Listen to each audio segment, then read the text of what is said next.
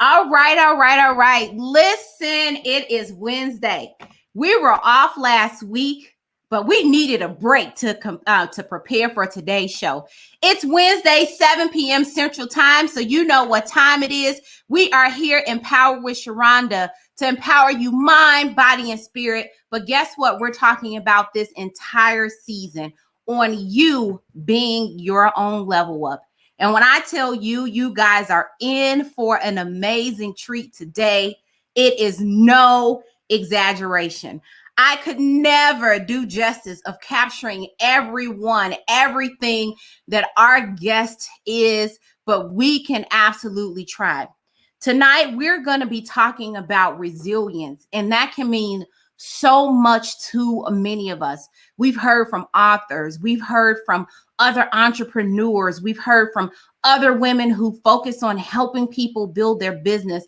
But tonight we have someone that has literally merged all of those things, but she's been able to do that through resilience, perseverance, and most importantly, dedication. If you're tuning into this podcast week after week, I hope that you are getting information that inspires you to change and build your life. I say it time and time again. It doesn't matter who you are, where you've been, what you have been through. All that really matters is where you are going.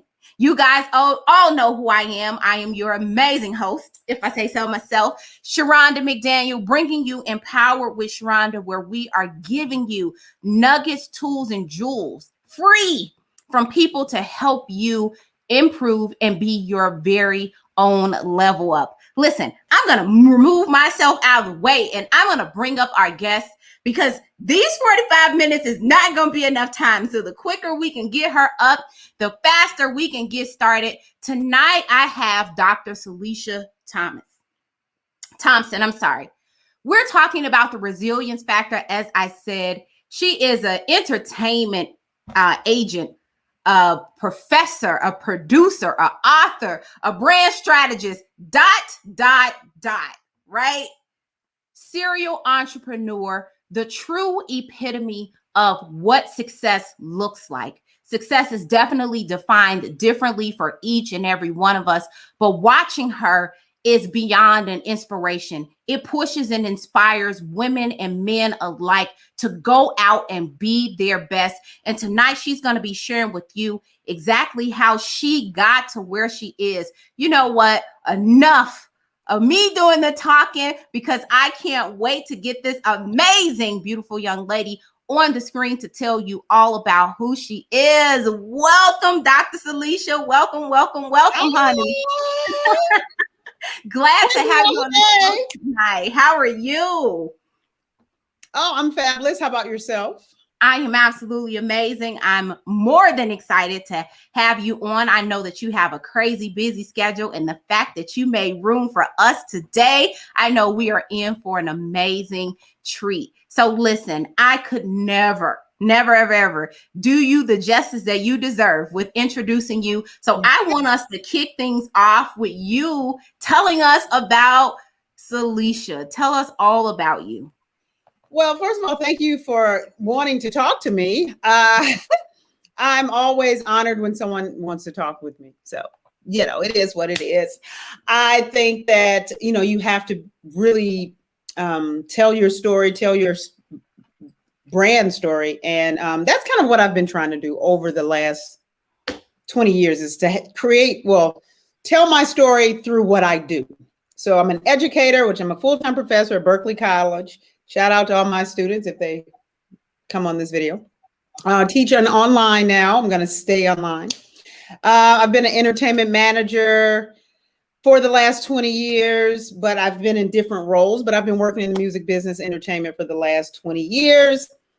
And a lot of that experience just really kind of pushed me in different directions. I'm crazy because I feel like I do a lot of stuff, but I call myself a serial entrepreneur. So to sum it up, I work in the fields of entertainment, education, and empowerment.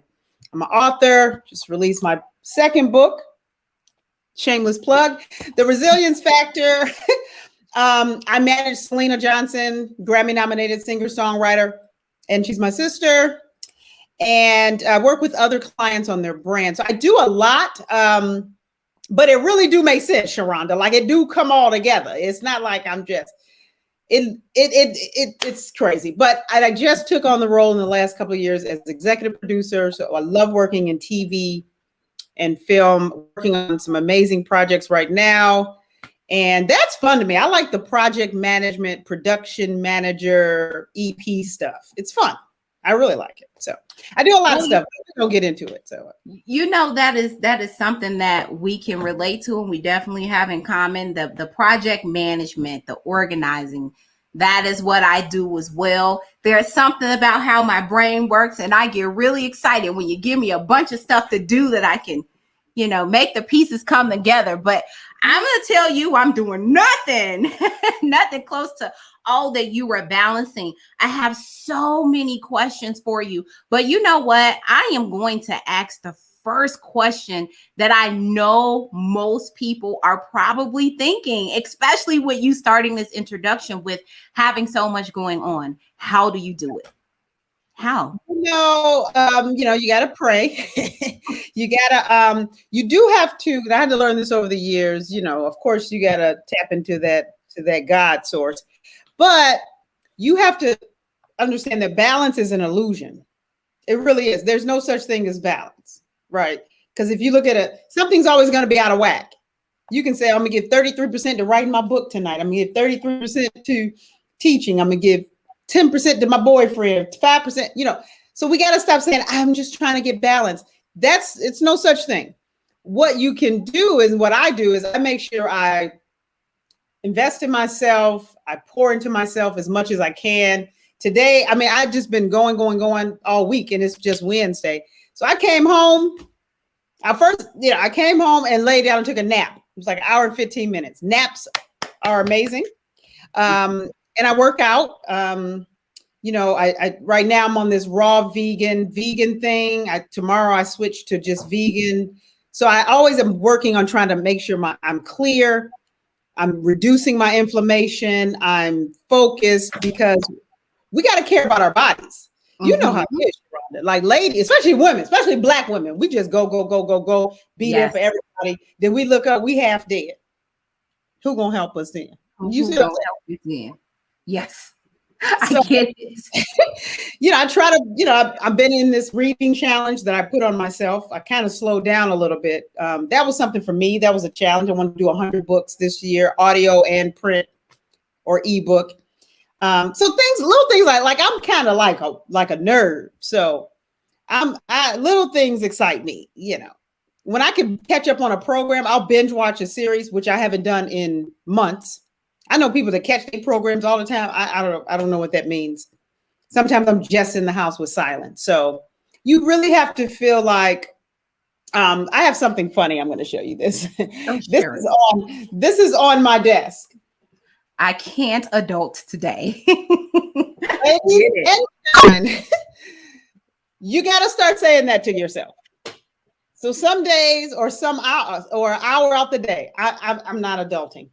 I gotta go be a bum and lay down, or that's not even being a bum.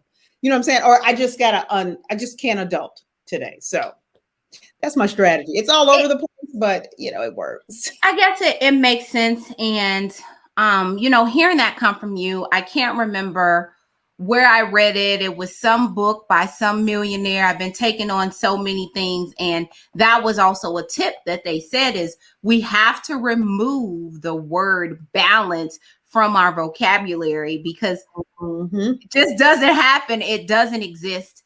I think that sometimes we get so caught up in trying to create balance that we spend more time trying to create the balance than we are working. Or then if you're anything like me, you'll beat yourself up because then you're not doing a good job at it of creating balance. So you're a mom, right?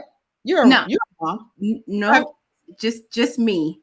Okay, well, so I'm not a mom, but so even like Selena all the time is like, she's like, balance is out the window. When you have kids, you can't say, I just need balance. It's just not. So I know a lot of mothers and fathers out there will probably be able to chime in here because little Johnny don't care about your balance.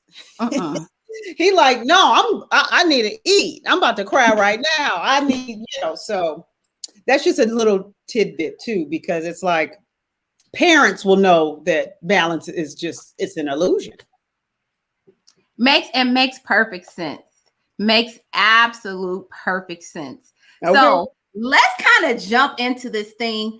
For the audience, it's interesting how I met Syleecia, but Syleecia was actually on a podcast by one of a mutual friend that we know, but also one of the podcasts that's a part of the Dropping Knowledge podcast. And I remember watching the podcast. This is probably a year ago. I remember watching the podcast being in absolute awe. Like, who is this lady? And I need to know her now. We talk constantly about changing our circles and having people around you that can push and inspire you for more. And I just knew that she would be an amazing asset to inspire you. I believe when you were on the show, did you talk about your branding and marketing at the time? Do you remember what you guys talked about? We were talking about branding, either branding on a budget. I think that was knowledge. So branding on a budget, or branding strategies. I'm passionate about that too. I know I got 50 things I'm passionate about, but I'm actually getting ready to do a workshop called How to Tell Your Brand Story. So people look out for that. It's not going to be free. Okay. But I mean, that's another thing. We need to talk about that too. Like, people be wanting free stuff and it just don't happen. But that goes with changing your story. I mean, changing your circle, because you never know. You take my course, you pay your little whatever, $99 or whatever it's going to be. I haven't even priced it yet. And now you're in my circle. You know what I'm saying? Or now you're in and then what I'm doing and moving, you can have either access to, you never know, or the opportunity to just learn and grow in different areas. So I think that's very important, because the saying, your net worth is determined by your network. And I know for me, like, this is sad, but in the music business, like, I didn't have mentors. I got one later on, but then, that didn't even, like, I could ask people for advice later on, way down the line, but I didn't have mentors. I reached out to a couple people, probably in the music business, women managers, not going to say any names or throw them under the bus, but they're very popular. You guys know them. But, I didn't get any feedback on that. And, I didn't have mentors. I learned everything hard knock life on my own. And so I know that, you can't help everybody, but I know that for me, I can stand 10 feet tall in what I've poured into people, just trying to help, even for free, just for free. Most of the time, I give out free advice, free stuff, free connections.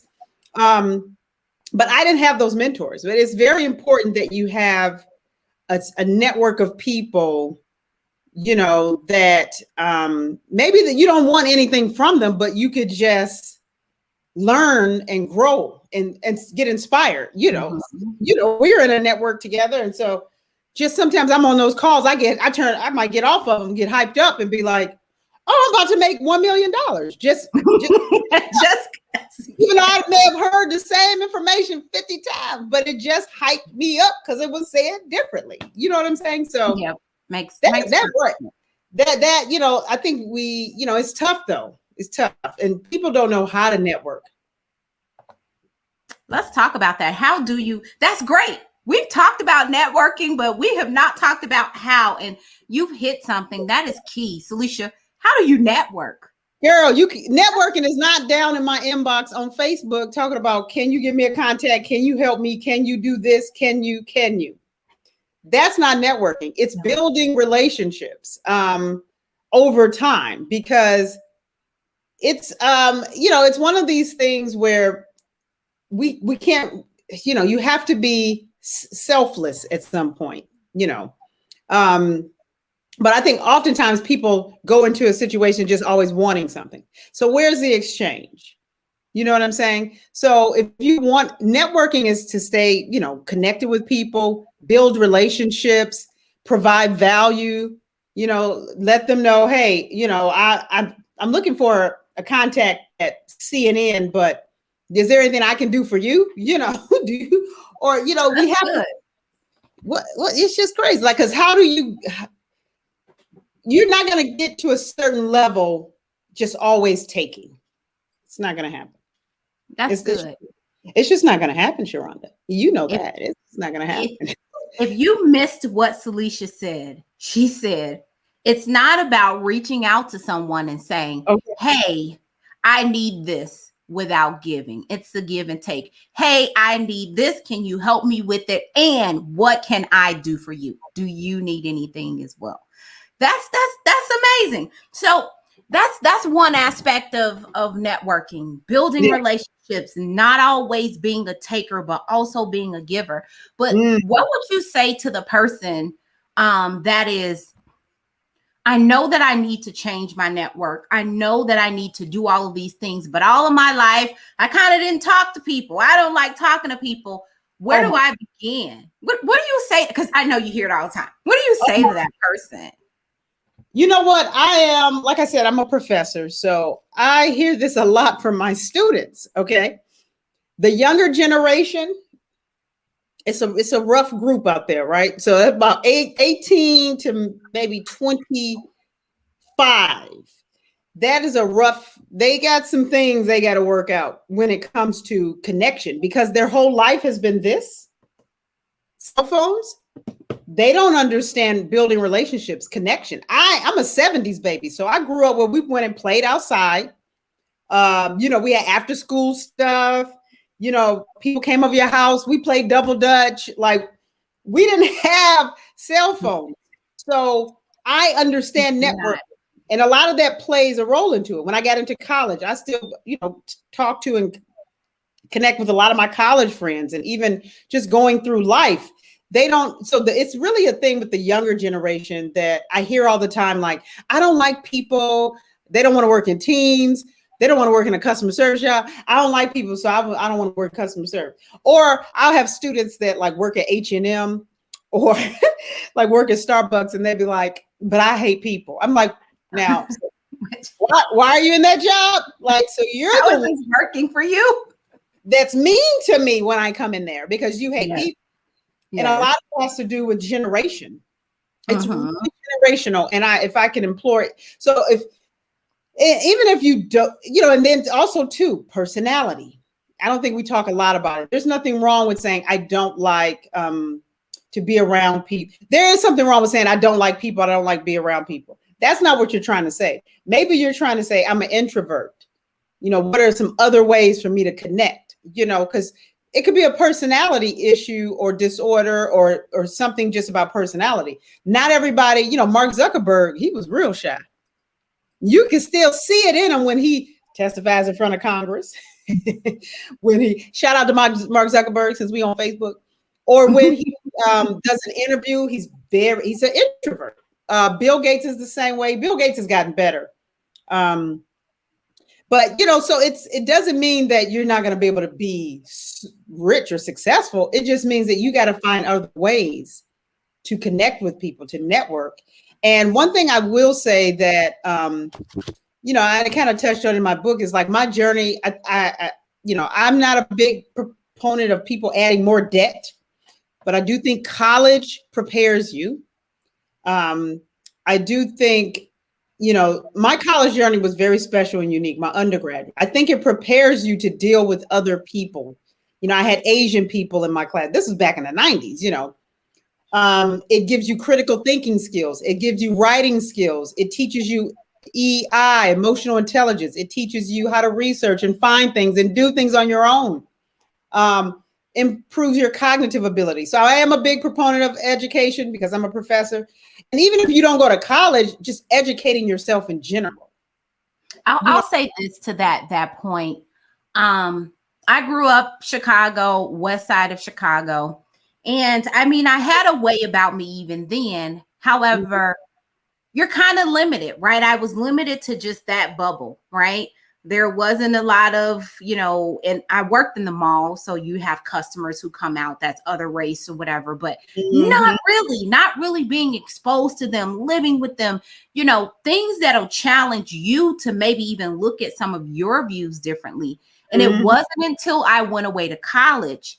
I tell people, and the same thing that you said, I'm not for the dead, all of that stuff, but college was one of the greatest experiences for me, not because of experiences like party, woo, but because of the person that it helped create, right? I was very limited in my vocabulary and the way I communicated, and in so many different ways, because I didn't have to be more from my original surroundings. And so I wasn't going to go away to school and be around all these people and not step it up. Does that make sense? And so I am very adamant where I tell people, if it's not going away to college, how can you change maybe what's around you to help you to see life to another level? Because then it allows you to see those goggles or the lenses from maybe other people's perspective as well, to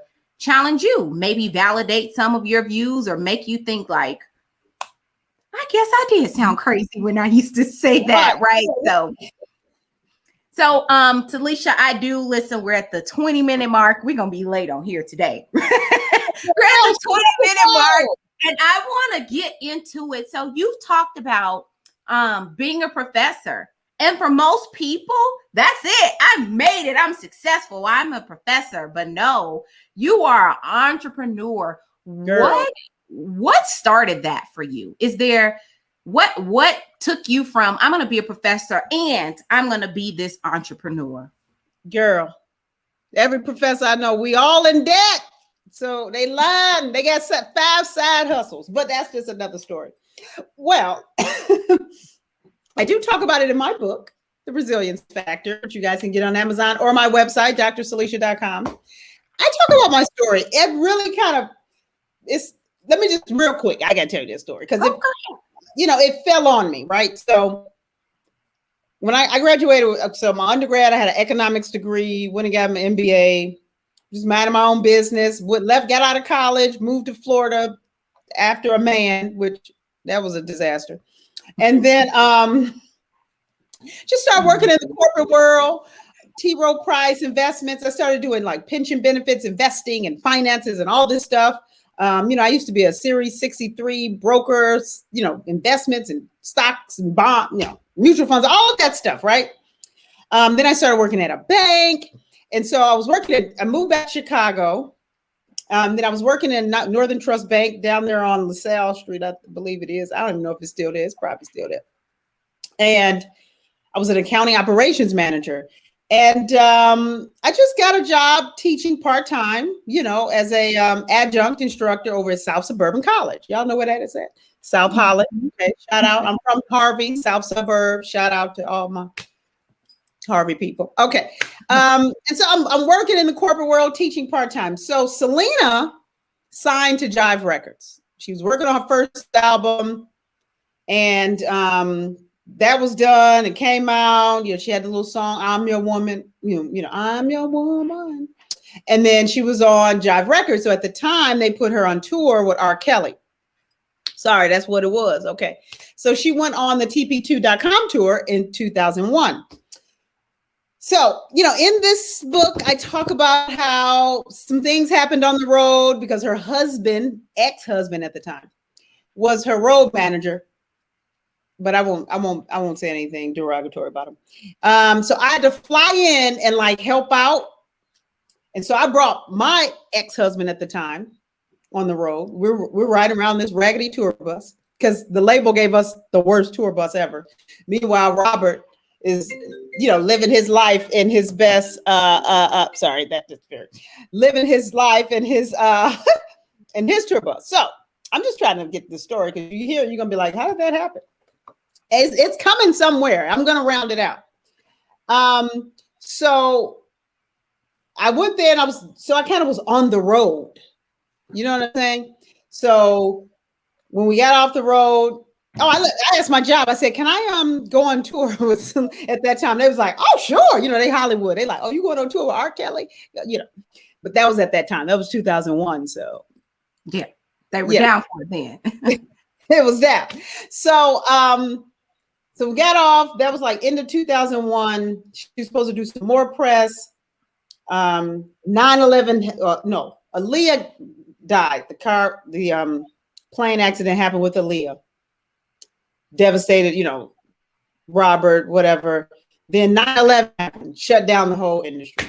So we did some, because that was 9/11. This was 2001. So we did some revamping, and then she fired her business manager. I became her business manager in 2002, then her road manager. And then after that, when you're the MBA in the family, the business person, everybody's like, help me with my stuff. That's kind of how it happened. She needed help. So we're going on and on. So then she got the Kanye West record. We went on tour with him, and then she fired her manager at the time later after that. And then that's how, it was really by default, because like she was hating everybody and she didn't trust anybody.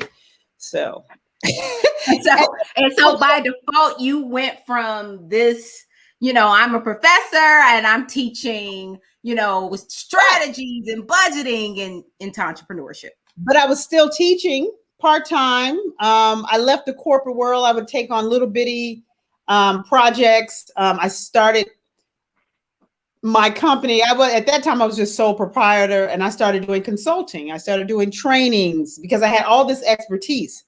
And this is what I tell people, like, you can make money from what you know. So I'm working in the music business because music business is up and down. And I got my first taste of 1099s. I started getting projects. I would go in and train people on leadership and train and do consulting and just working with small businesses and just balancing it over time. I'm self-taught, and, I have a lot of books. If you can see, I read a lot of stuff. And, then I started working on my doctorate degree, finished that, but I've always just been in the entertainment music business. And as a serial entrepreneur, you have one business venture and then you add on different ones. So that's kind of how it happened. It's like started with the TP2 tour, and then it kind of evolved. And now I have two companies. So DYG Management Group. And then last year during the pandemic, I launched Dr. Syleecia Productions to kind of funnel all of my TV and film stuff. We've done tours. I've set up tours. We get movie placements. We've sold documentaries. I just sold our docuseries again to a network. I'm not going to say what it is because I'll announce it soon. So we've done so much. We were on reality shows, and you do all of these things. And Selena's been very good at the queen of comebacks, right? And the queen of reinvention. And we're all just resilient. You do so many things, and it's like, okay, I could do that. All of it tied together. My business stuff kind of helped in the music.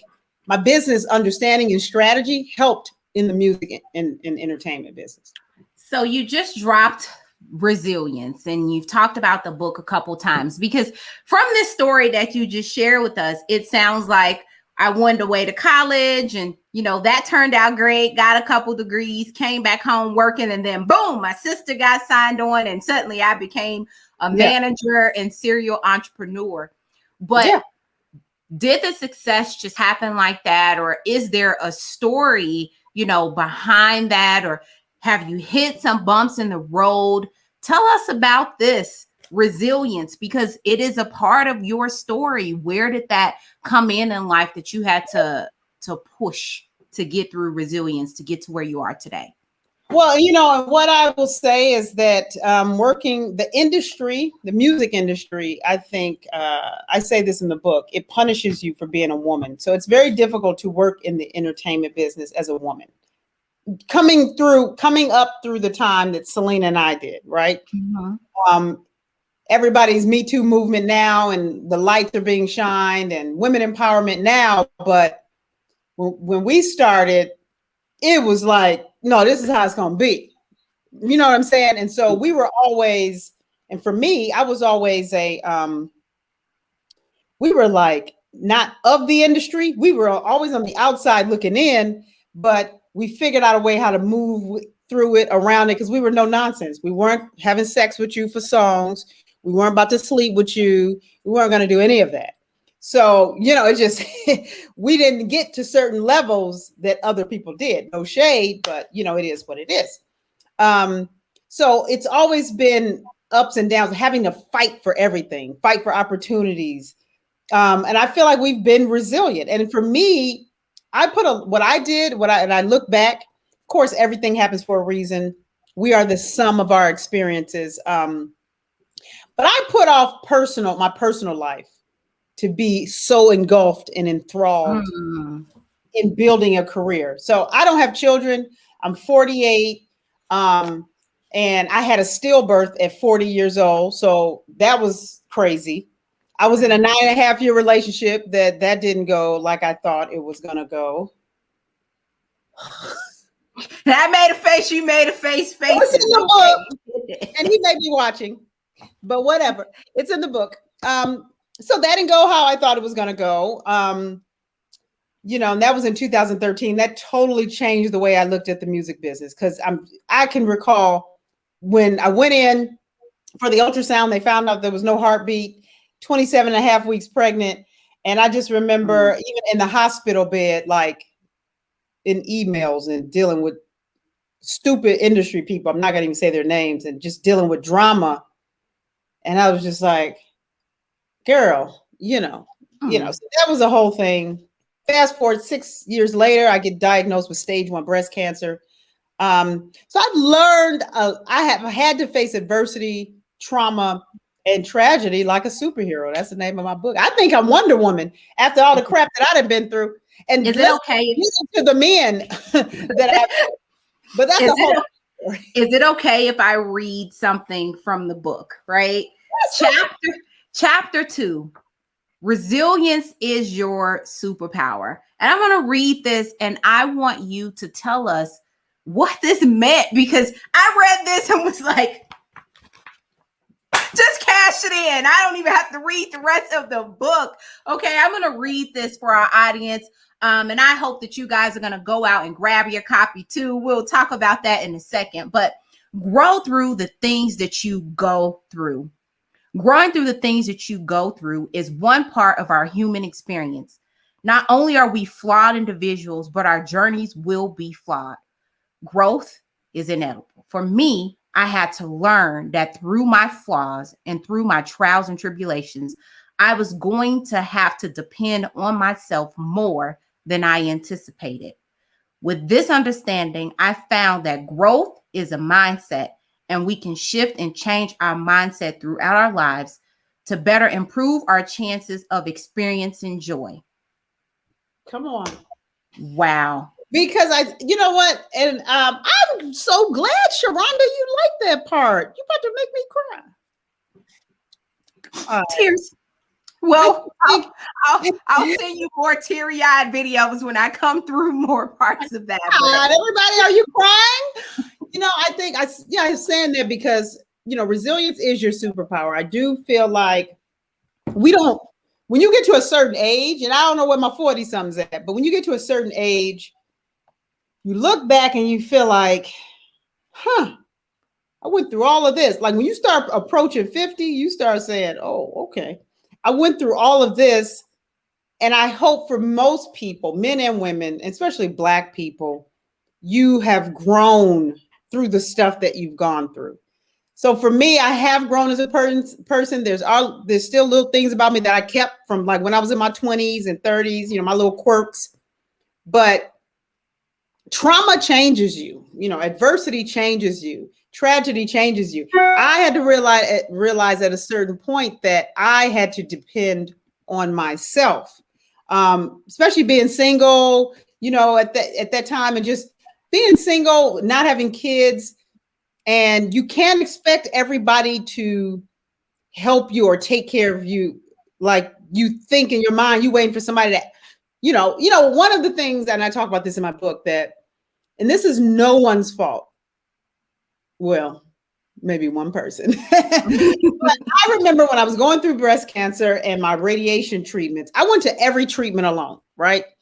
And other people were there with their people. And I realized, and that's, I wrote this last year during the quarantine. So that experience, going to all my doctor's appointments, most of them, and shout out to a couple of my friends that did go with me in New York, but I went through most of my appointments, getting results, getting news, getting procedures, and poking and pin alone. And that is a reality that I had to face, and so, it's important to have networks and systems. But again, you can't always assume that people are going to be there for you. And they don't have to be. I'm not saying, you know what I'm saying? They don't have to be, but you got to be okay with dealing with your stuff yourself. Do you believe that you coming to the understanding of, I have to deal with this myself, allow you to continue to push forward and create your level of success? Do you think that it would have hindered you if you hadn't came to that understanding? Yep. That's a good question, Shronda. Yes, I do. I think because, you want to be able to complain to, I could text my sisters and be like, I'm in a nightmare. Da, da, da. You got to have that kind of stuff. You want to talk real, how it is. You text your people, you want to talk stupid. I'm fat. I'm in a nightmare. I hate myself. What is happening? I'm a loser. And they be like, girl, me too. That's how my sisters are like, girl, me too. I ain't nothing. And then we at the end and be like, okay, but we really are cold. You know what I'm saying? It's just very crazy. But I think I had to come to that realization. And I think it helped me. When you talk about resilience and success, I can't, if we got to go find, you're not going to find a successful person that hasn't had to be resilient in some area of their life. In the book, I talk about my 4 areas of resilience. So I talk about financial resilience, because I've been there with the 500 credit score, losing everything, breaking up and having to start all over, get all new furniture, move out all on my own. So financial resilience. I talk about personal resilience when you're dealing with, breast cancer and child pregnancy loss. Professional resilience. I've lost lots of opportunities, right? And then spiritual resilience. So that is, those are my 4 pillars when we talk about resilience. We're always either personally resilient, professionally resilient, spiritually resilient, and financially resilient. That's deep. It's really good. Because without that, and even breaking them down that way, I might have to sit down and look at the ways I've had to be resilient and what those pillars look like. But I think that without being resilient, you'll find yourself knocked on your back and not being able to get up again. Right. Yeah. And I think, go ahead. What I was going to say, I think for most people, when you do get the book, there is a journal in the back. So you have it. So you can, it's for self-discovery. I think the first thing that for most people, they have to start with that essay to their younger self, right? Yes.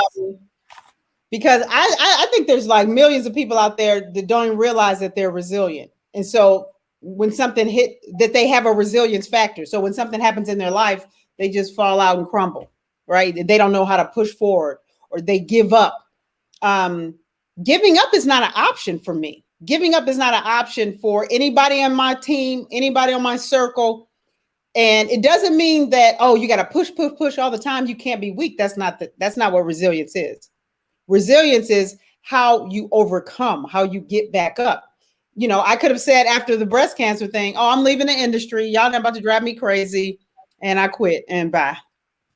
You know what I'm saying? Or I'm just, I'm still fighting, I'm still in early recovery. So I'm still trying to eat certain things and do right and take medication. I'm still on a whole thing, medication for 5 years. So people get resilience, twisted, right? It doesn't mean that, you got to be strong all the time. That's not what it means. You get to grow through the things you go through. I'm sure you got an example, Shronda. I know you did. I've been through it, been under it, been around it, honey. We didn't been this is today is not my story, but it's definitely coming. You definitely inspire me. And there is a book, there is a journey, there is a story that is there. But I will tell you that through resilience and through perseverance, I sit here today, right? And it's not, you know, in my broken moments, in my weak moments, I allowed myself to be those things. But in the same token, I also knew that me being resilient, my get up off this ground and make this happen was going to be the determining factor of what the future looked like, you know. And that is why I knew that having you on the show would be absolutely amazing, because you have this, there's no way in 45 minutes we can really cover the full gamut of everything that you do. But the reality is that right before us, we've had someone who's experienced breast cancer, who's experienced rejection, who's experienced, just like you, doors being closed in her face, but still before you today with these rolling titles, right? And you see names rolling in the credits, and there her name is, and it's through resilience. It's through that amazing part of who you are, and a lot of, I'm sure, that personality and those quirks. I know that there were moments you were talking and people probably saw me just smiling because the quirks, your personality, if we can just bottle that up and sell it, it would be amazing. It would be. You know, it's so interesting. I'm looking at the chat. You guys are really having a good time down there. It's interesting because, you know, I feel like understanding your purpose too. People say this a lot. I know my purpose, but understanding your purpose, I had to also let go of the fact that I was not going to be, although I'm an angel mom, which means I've had a baby who died. I am an angel mom, but I'm not a mother. I'm not a parent. So I had to come to that realization. That's something that's a realization. Let me tell you something. I tell my little young friends, I have my friends, like friends that are in their 30s. I wish somebody would have told me, freeze your eggs.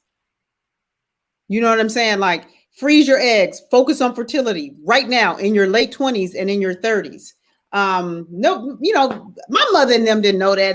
Because they had their babies in their 20s. You know, they was popping them out back to back. So I've had to come to grips with a lot of things, and that's one of them, right? You're not going to have a child. Everyone says, "Oh, you can adopt, you can do that."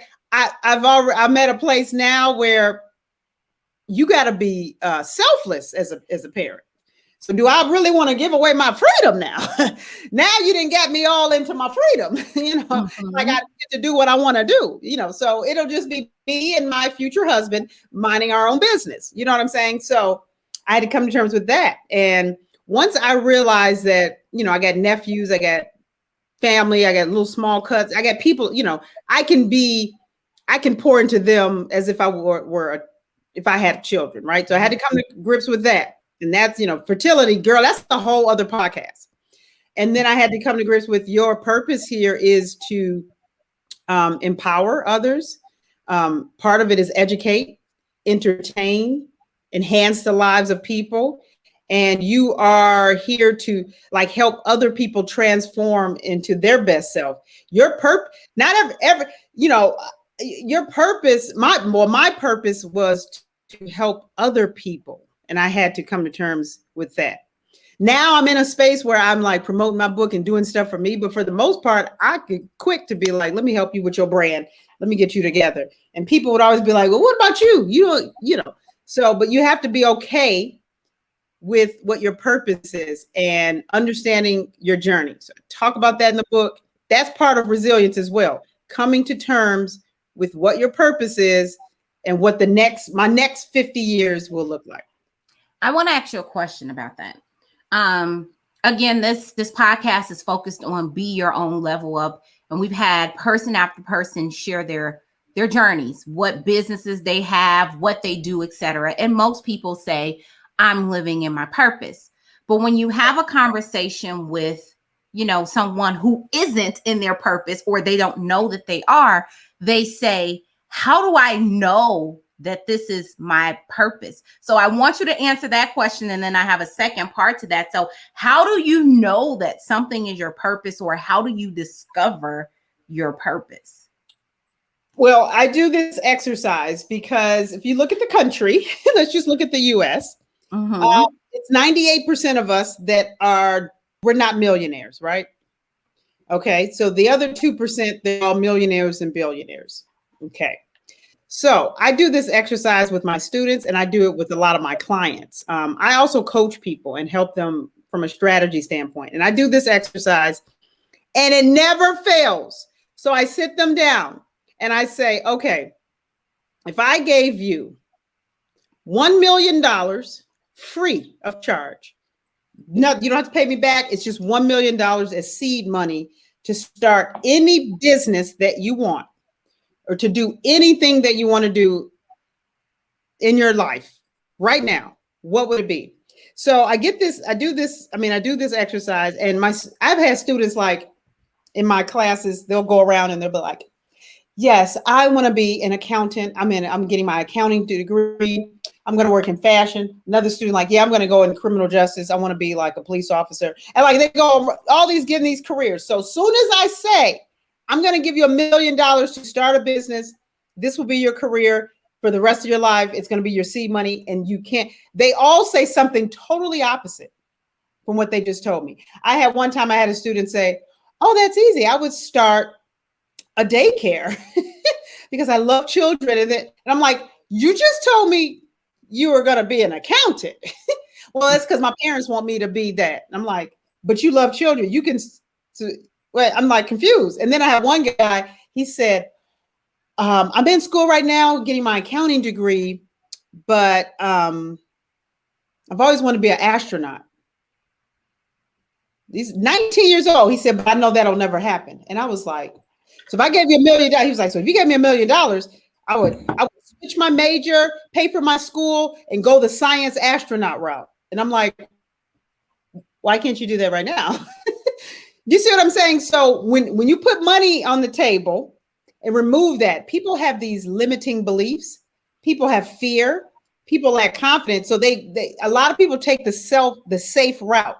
So once you start thinking about what would I do if I didn't have to worry, because I hate to say it, money is a worry for people. So you say, what would I do if like, let's go find a bus driver that's been driving a bus for 15 years. If I came to them and said, I'm going to give you money right now to quit your job, but you have to do something that you've always wanted to do, I guarantee you they'd be like, oh, I've always wanted to start my own plumbing company. You see what I'm saying? Like, we just don't know a lot of us know our purpose. It's always there. And then God will show it to us as well. Like God came to me very, very clear over the years. Because again, another thing too, is you have to love what you're doing. Right. And do you love it? Ask yourself, do you love this? And most people would be at these jobs, they'd be like, no, I don't love it. So you got to dangle money out there, you'll get to the bottom of stuff. You'll always find. Go ahead. I think technically speaking, you have answered the second question, but I am still going to ask the question to get it out there and see if you answer it differently. So we talked. So number one, the first question was, how do we know our purpose? Right? You kind of you gave good game. I just thought about that and I could tell you, I could have gave you an answer. I'd be a talk show host. Personality. You doing it right now. That's what I've been doing. But you're doing it right now. I am. I am.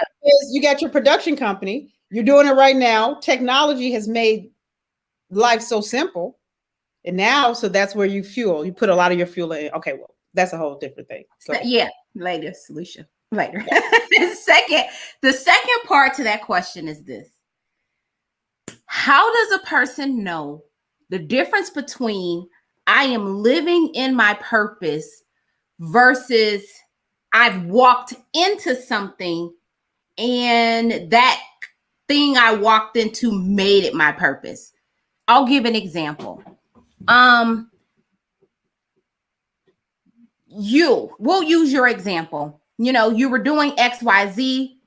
Your sister ended up in the music industry, and by default, you became manager, road manager, etc.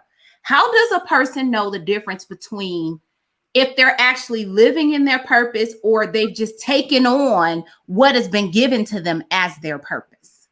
Well, for me, that's a very good question. I love that question. For me, again, so I gotta add these little bitty caveats. Our dad is a R&B blues and soul singer, Syl Johnson. So he was in the music business. He's that's where Selena get her voice, the raspiness. Everybody can Google Syl Johnson. He's one of the most sampled artists. He's also crazy, and he sues every rapper that uses his music, but that's a different story. He will sue. He sued Kanye and Jay-Z. It's just, but that's different. So I grew up in a musical household. My uncle is a blues singer and guitarist, Jimmy Johnson. He used to play down with Buddy Guy and Legends. So my dad was on Al Green's label. So I grew up in a musical household. You see what I'm saying? So it was already being planted. Selena was already being planted. They had her singing at 3 years old at a nightclub on the bar, the tavern or whatever they had her doing. And so it was already there, right? So music was already in my DNA. So I just went, like everybody else, the safe route, because in high school, I used to be like, I want to be a lawyer. And I do regret not going to law school. But I used to say, I want to be a lawyer. I want to be an engineer. I had like 6 majors in college, just trying to find my way. Again, college was it gave me a wonderful experience. But again, I was going the route that I thought, then corporate world once you get out. So since music is my DNA, it didn't take much for me to see that, oh, wow, and then getting to work with my sisters, like, oh, this is easy, well, not always easy. So that's a different story. She's your sister. Listen, because if you made me work with my sister, we probably kill each other, but that's another story. That's another podcast. So I think it's always in you. You have to listen to your inner gut, your inner spirit, and God is going to reveal it to you at different times. You have to, and it's okay for trial and error, in your 20s. It's okay for trial and error. I tell people, my clients, students all the time, you're going to go through 2 and 3 and 4 career changes, and it prepares you for wherever you're going to end up. I really started walking into my purpose probably the last maybe 10 to 12 years, 10 to 15 years. Cause I'm old. I've been doing this for a while. You don't look your age at all. You don't look at 23, girl. You look at 23. Now, oh, thank you very much. Now, I wrote this book. Let me just shameless plug this book. So this book I wrote is based on my dissertation. It's called Rhythm Without Blues, The Dichotomy of a Music Genre. And I wrote this in 2009, then I revamped it later on. But this was, me starting in the industry. This is when I started, and I wrote for the Encyclopedia of African American Music. So music was just, you see what I'm saying? So it's like, it's not going away. And I'm able to make money, and then adding on all these things. So your gut is going to tell you. The Holy Spirit is going to tell you. God is going to tell you. All of that stuff. But you can't. The thing is, we're so fearful, and a lot of people care about what other people think, and a lot of people don't have drive and work ethic to know that, okay, if that is my route, maybe it's not the most financially stable route, but I'm a hustle until it becomes financially stable.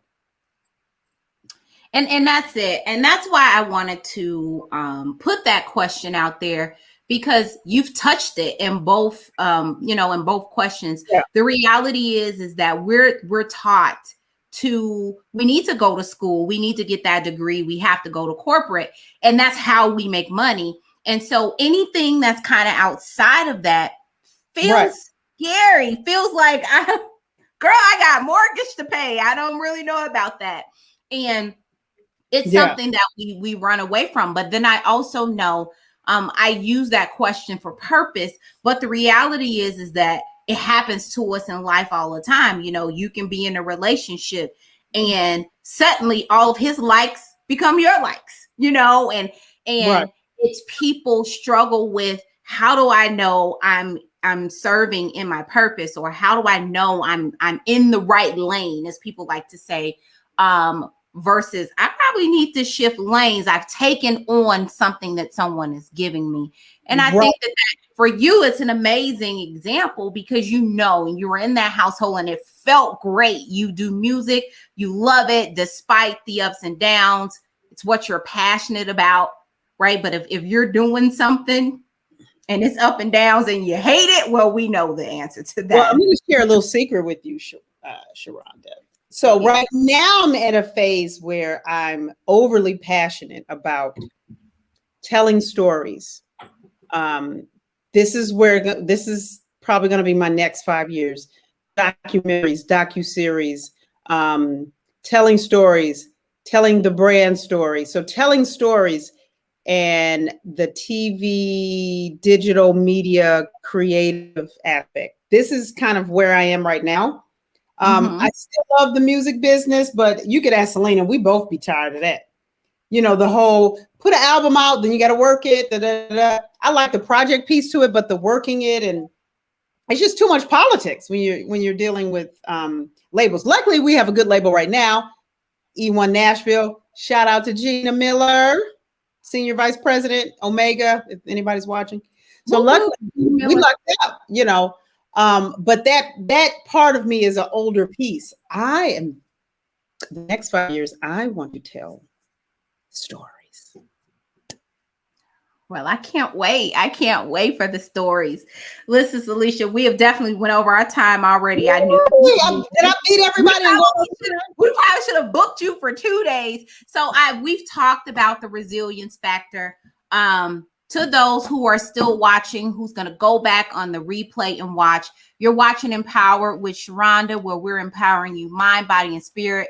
We have the amazing Dr. Syleecia on, who does literally everything, but she just recently came out with a book called The Resilience Factor.